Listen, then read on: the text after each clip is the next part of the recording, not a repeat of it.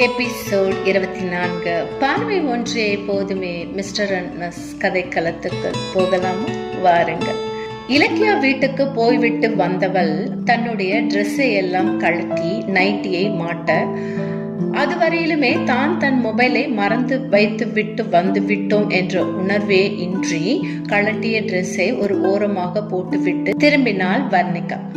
யாரோ பெல் அடிக்கும் சத்தம் கேட்டு இந்த நேரத்துல யாரு நம்ம வீட்டுக்கு மா மா என்று குரல் கொடுக்க, அதற்குள் சாமான் தேய்த்து கொண்டிருந்த அம்மா, வர்ணிகா யாருன்னு பாருமா என்று அம்மாவின் குரல் கேட்ட வர்ணிகா வெளியே வந்து கதவின் துவாரம் வழியாக யார் என்று பார்க்க அவளுக்கு தூக்கி வாரி போட்டது.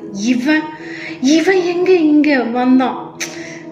நம்மள ஃபாலோ பண்ணிட்டு வந்திருக்கான். அப்பவே நினைச்சேன் இது சரியான பொறிக்கா இருக்கும்னு. என்ன பண்ண? ஐயோ! அதற்குள் அம்மா மீண்டும் குரல் தர, வர்ணிகா யாருமா? மீண்டும் பெல் அடிக்க, இது இங்க என்ன பண்றான்? அம்மா கேட்டா நான் என்னன்னு சொல்ல? அம்மா மீண்டும் குரல் தர, இதற்கு மேல் திறக்காமல் இருப்பது நல்லது இல்லை என்று எண்ணி கதவை திறந்தாள் வர்ணிகா. கோபத்தில் அவனை பார்த்து, எதுக்கு என்ன இப்படி ஃபாலோ பண்ணிட்டு வந்திருக்கீங்க? நீங்க இலக்கியாவோட ஃப்ரெண்ட், அதனாலதான் உங்களுக்கு மரியாதையா சொல்றேன். ப்ளீஸ் தயவு செய்து போங்க. எவ்வளவு தைரியம் என் வீட்டுக்கு வர்றதுக்கு? பர்த்டேக்கு போனது தப்பா போச்சு. அவள் பொரிந்து தள்ளினாள். ஒரு நொடியில் ஒன்றுமே பேசாது தருண் அமைதியாக அவள் மொபைலை எடுத்து அவள் முன் நீட்ட, இது என்ன? உங்க மொபைல் தானே? நீங்க மறந்துட்டீங்கன்னு இலக்கியா உங்க அட்ரஸ் எனக்கு அனுப்பி ப்ளீஸ் பண்ணி கொடுத்துட்டு வர சொன்னாங்க. நானா வரல. நீங்க அழகுங்கிறது உண்மைதாங்க. உங்களை பார்த்தா என் மனசுல பட்டாம்பூச்சி பறக்குது. அதுவும் உண்மைதான். லவ் பண்ணா இவ்வளவு போல ஒருத்தியா லவ் பண்ணுதான்னு என் மனசு என்னோட சண்டை போடுது. அதை மறக்கவே முடியாது. ஆனா நீங்க புரிஞ்சுக்காம சண்டை போட்டு திட்டினா அதையெல்லாம் என்னால ஏத்துக்க முடியாது. என்ன சொல்வது என்று புரியாமல் ஒரு நிமிடம் மௌனமானாள். கோபமும் சற்றே அவனை தேவையில்லாமல் திட்டிவிட்டோம் என்ற வருத்தமும் உடனே சேர்ந்து கொள்ள, சாரி. ஆமா, ஆனா இந்த சாரியை சொல்லிட வேண்டியது. ஆங்கில வார்த்தையில அதிகமா உபயோகப்படுத்துறது இந்த சாரி தாங்க. அதுக்குள் அம்மா வெளியே வர, யாரு என்று கேட்க, அவனிடம் இருந்த மொபைலை வாங்கியபடியே, இல்லம்மா இலக்கியா வீட்டுல என் மொபைல மறந்து வச்சுட்டு வந்துட்டேன், அத அவளோட கசின் கிட்ட கொடுத்துரு விட்டு அனுப்பியிருக்காம்மா. ஓ, ரொம்ப நன்றிங்க தம்பி. வாங்கலே உள்ள ஒரு கிளாஸ் காஃபி குடிச்சிட்டு போவீங்க திருவென்று விழித்தாள் வர்ணிகா. அதற்குள் தருண், இல்ல ஆண்டி, வீட்டுக்கு போகணும், நேரம் ஆகுது, அம்மா தேடுவாங்க.